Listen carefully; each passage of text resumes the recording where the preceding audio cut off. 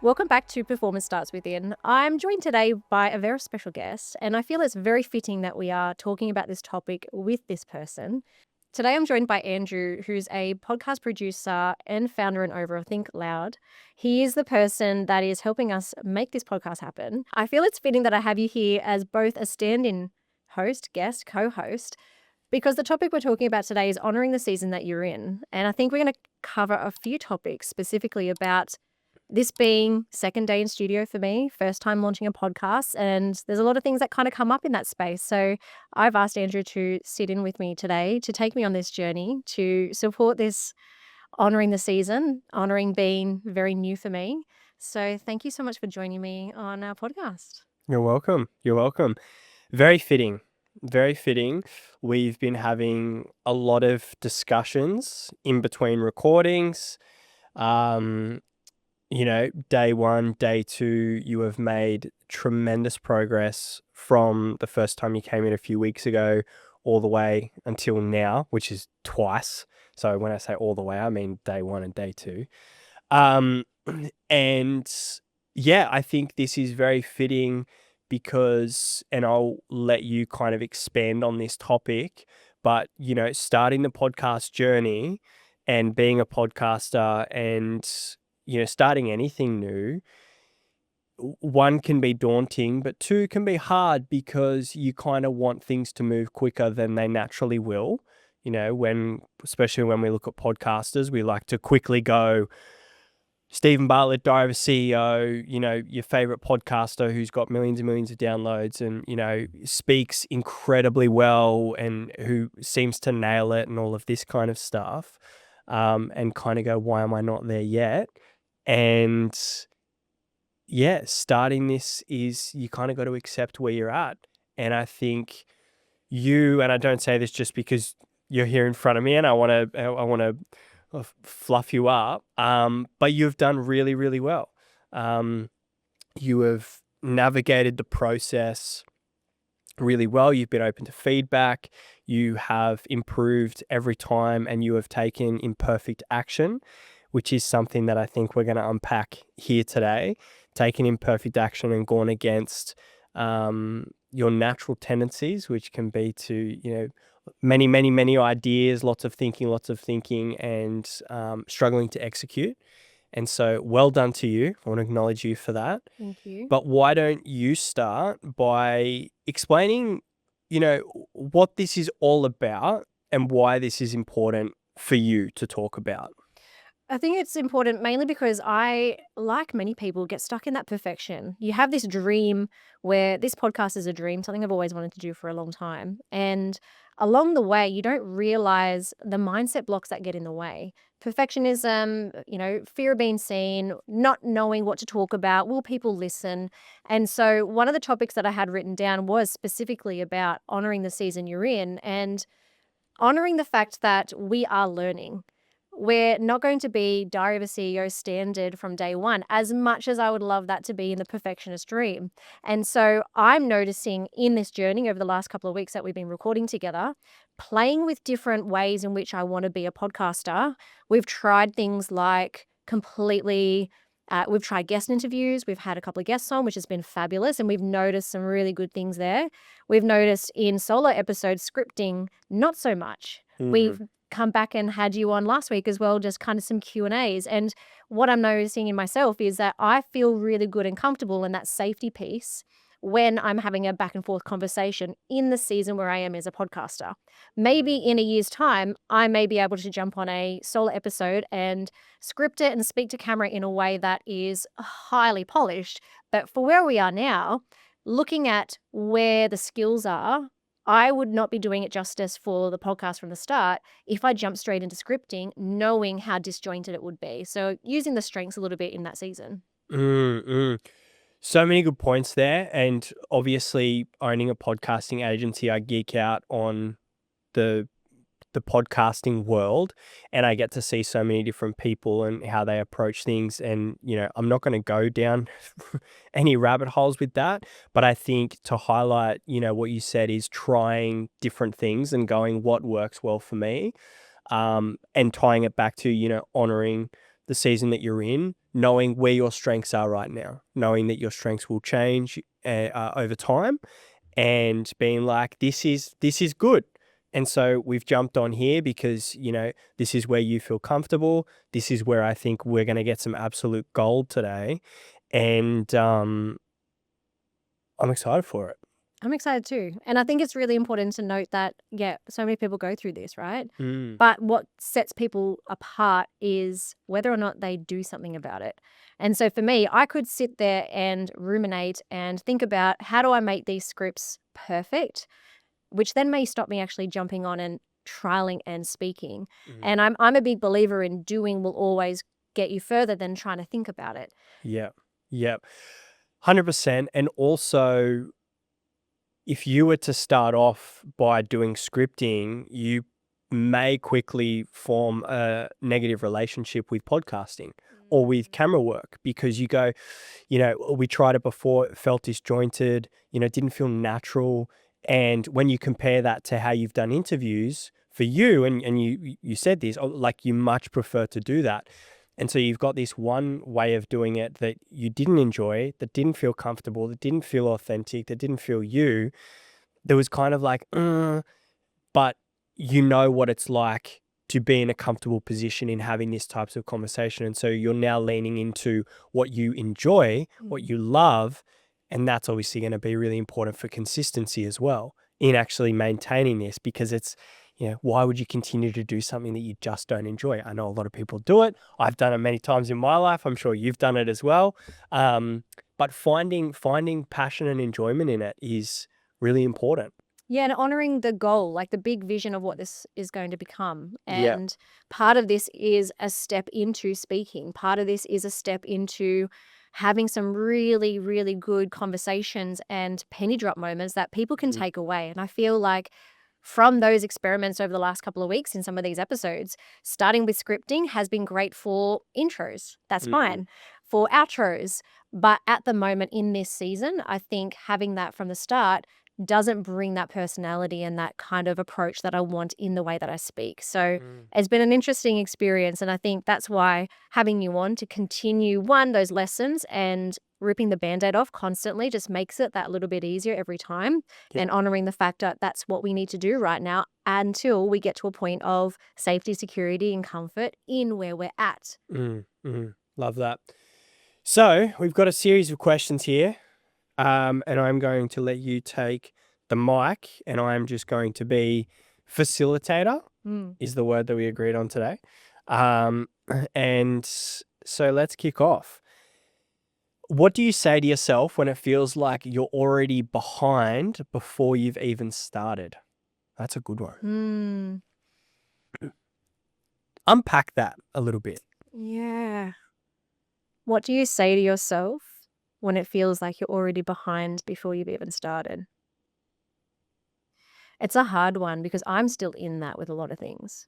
Like sometimes I feel on a daily I'm behind because I'm so focused on that big, big place I want to be. Yep. And so I often have to remind myself and sit and look at what I've got and appreciate where I've gone from the last year, essentially, one in family life and business, to be able to move forward and be grateful for it.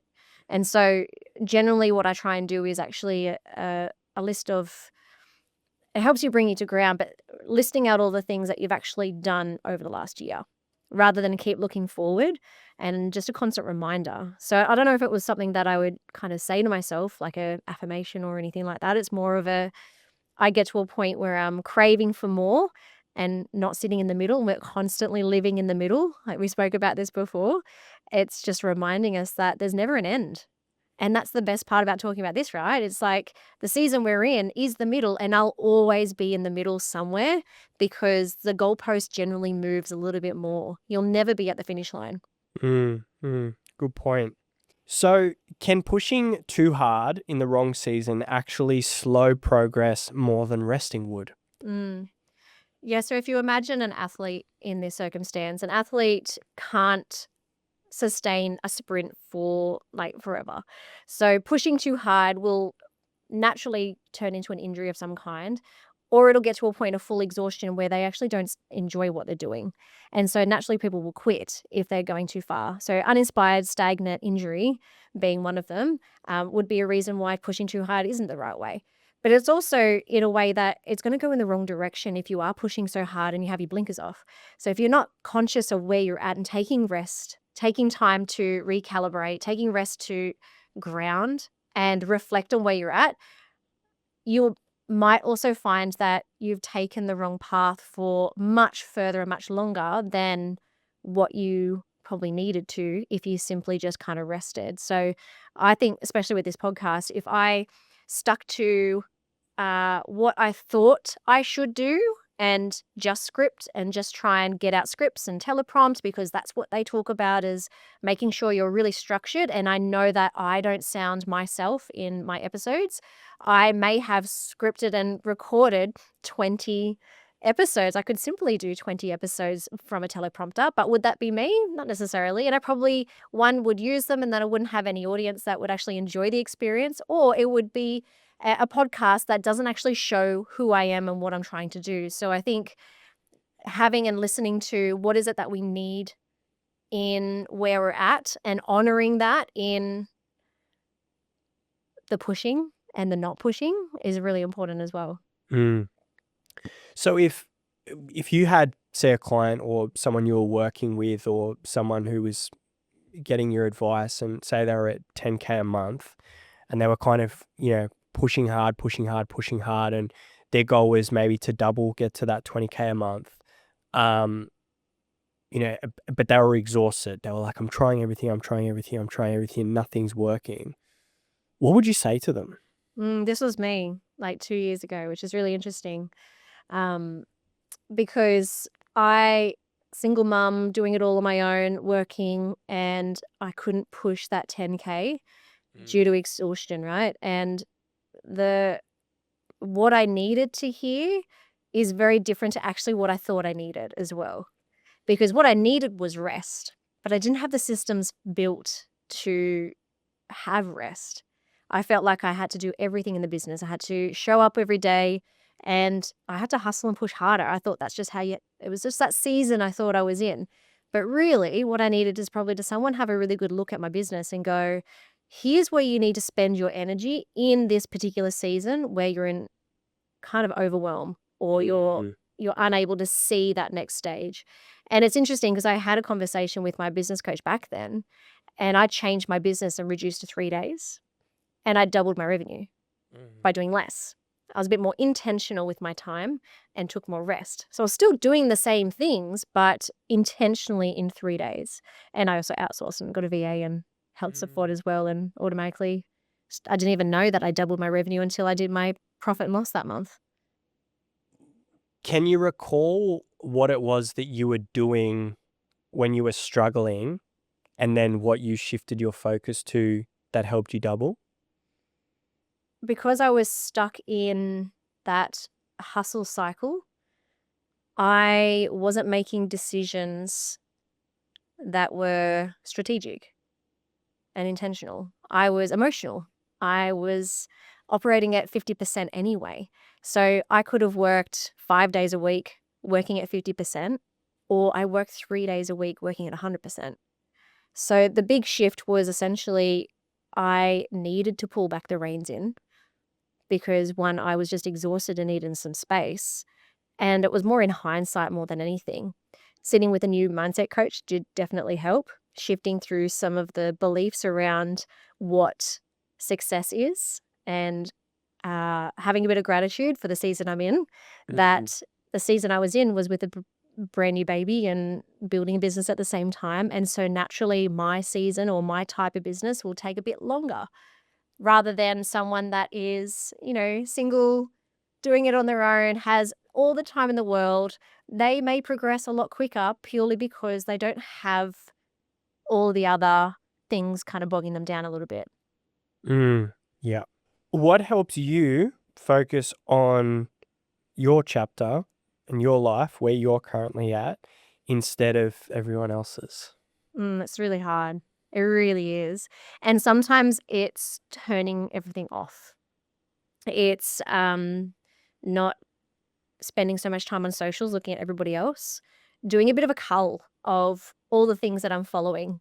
So culling all the things that make me feel inadequate in what I'm doing. So if I'm following someone on socials and I start to look at them and go, oh, I'm just not feeling good. So it's a bit of a feeling. I will unfollow them because it's not supporting the journey I'm on. Pulling the reins in the type of feedback I get as well, and being intentional with the coaches that I surround myself with, making sure they have a purpose. And I'm not just bringing in noise that is going to disempower me with what I'm doing as well. So it takes a lot of boundary to get to that point. And often it's just to tell no one what you're doing. So there's very, very few people that I told that I'm launching a podcast. Told one person in my family purely because I don't want people to know, because I don't want to be convinced out of it. Mm, mm. So you've written here, if you're burning out at chapter 0, how will you possibly sustain yourself at chapter 50? Unpack that for me. I think foundationally is really important to get everything from the start. And so this time in business, I have a VA from day one.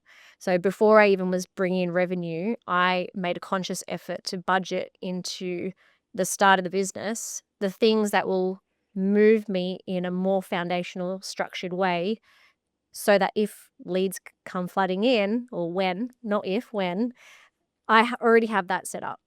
And so I think going into things with making sure that you are supported in ground zero, in day one, with lots of things. You, for example, supported because I'm in studio, compared to if I didn't record my podcasts in studio and I was at home, may not have had that support, right? So that I can get to bigger numbers and where I want to go without burning out and falling off the perch and quitting and finding it hard and not having someone to, cheer for you as well in those spaces, which sometimes is actually important to help you get going. Because I could start a podcast on my own if I wanted to. I've tried 10 million times to, plan, put it all together, but to actually get things going, you do need some people around you that kind of support the vision, and being selective on who that is to help you so you don't burn out. Yeah. Talking avoidance, talking maybe a little bit of perfectionism, procrastination. Is overworking sometimes just another form of avoidance? 100%. I think doing too many of the things that only light us up can be an act of avoidance. So I love writing. I love planning. I love doing all those sort of things. If I stuck just in that lane, I would not get anything done. You can't make money from planning and just writing. Like, you can make money from writing, but if you're not pitching that to somebody, so you're avoiding that lead generation or that pipeline, of course it's a bit of a, I don't want to say excuse, but it is you hiding from that. And sometimes it's unconscious as well. I used to overwork all the time, like typically overworked, because I was avoiding something, avoiding going home, avoiding relationships, avoiding certain jobs you had to do, avoid cleaning your house, like all the time. We're always avoiding something. Yeah. Nice. What happens to performance when avoidance becomes the default coping strategy? It's an interesting one. I've experienced this recently in my day job with sales, because when we're overworked and overwhelmed, we often will drop into avoidance, like procrastination, which is kind of like a form of avoidance, right? And a lot of the time, I see it from, if they're uninspired, stagnant, or overworked, essentially, it means they're not going to do the things that they need to do to get the results that they need to get. So in sales, if you avoid taking inquiry, if you avoid following people up, if you avoid doing the minimum things to get them to convert, then it's going to make a big impact on your income coming in, your profit, your clients, and the pipeline eventually will just be empty. And so I've been through this cycle myself in my business before, where when I was overworked and overwhelmed at that 10K month mark, the reason I wasn't going further is because my pipeline kept emptying, and I was in this vicious cycle of feast or famine, where I needed a day off because I'm so exhausted. So I take time off from doing the things that don't inspire me because I was just kind of paddling above water with all the good things in the business and not doing all the things that actually move the needle, which were the ones that were a bit draining.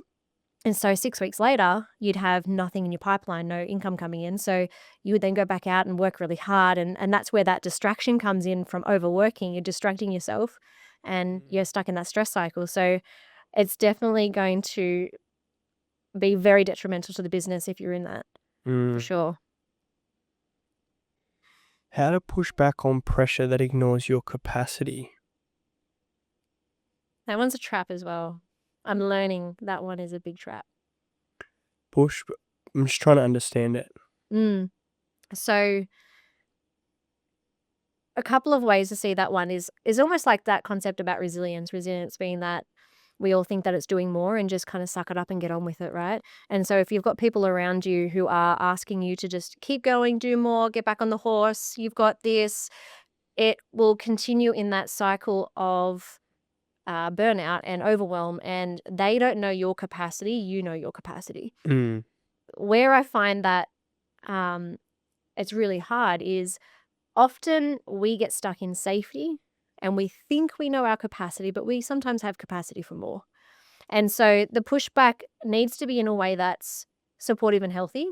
And so a conversation I know you and I had before was around safety in other parts of your world as well as business. And so for me, as I'm going more into podcasting and business and speaking, all those elements are quite new. And so naturally, you're going to feel quite uncomfortable. You're going to feel like you're a little bit exposed, lack of safety. And so for me to be able to do those things, it's like rock climbing away from the wall. Until I can get my belay onto the next hook and feel safe and confident where I am, I still need a bit of safety somewhere else. And we tend to dip back into that. And so that's where that capacity is, right? So you kind of need to surround yourself with people that help build that safety for you in other spaces so that you have that confidence to do that in business. Otherwise, if you feel unsafe in everything, of course, your foundations are going to collapse around you because you're just in all sorts of discomfort. And I think that's really important to know that what that capacity is and where your capacity is to stretch and see, can you stretch more in a way that's healthy? And your coaches will know. If you've got a coach, they'll know what your capacity is. But also knowing that if you stretch too far, you may end up well behind what you started. Fall off the rock face. Yeah. Yeah. If you were going to give the audience 3 key things to walk away from this conversation having learned, what would they be? That bring in some resource to help support you in that season. Understanding that it's not going to be perfect from day one. So what can you do resource-wise to help you moving forward to where you are? That would be the first one. So for me, introducing you into our podcast as a sit-in host is part of my bringing in resource. Number 2 is to find and see if you can find what your capacity is and where your stretch is. And that might be like a visual thing more than anything, where you can have a circle of what's safe for you in different spaces. And if one part, I imagine it like a solar flare, you know how the solar flares go out? When there's a solar flare going out, what's keeping you safe in the other parts to help support you, not take you away from it, to bring you back though. So making sure you've got a really good network of people around you that help support you and keep you safe in other spaces so that you can take big leaps in other places. And then the third one is sometimes the circle needs to be ironed out and rebuilt. So for me, in my circle, I've got some people that are great in safety, but sometimes they're detrimental to the cause that I'm trying to do. So it can get quite lonely in that middle place. And so go and join a mastermind of some capacity, go network with some groups, jump on a podcast with somebody, meet people, because then you can start bridging that gap between the people you know now that might be starting to move away from what you're doing. And you can start moving towards the people that you want to be around or in that next level and bridge the gap in the middle with those people. Awesome. Amazing. Great takeaways. Thank you for sitting in and substituting as a co-host today as I embark on this podcast journey. You're welcome. Until the next one. Yes, I'll pop your link in the show notes for you. Perfect.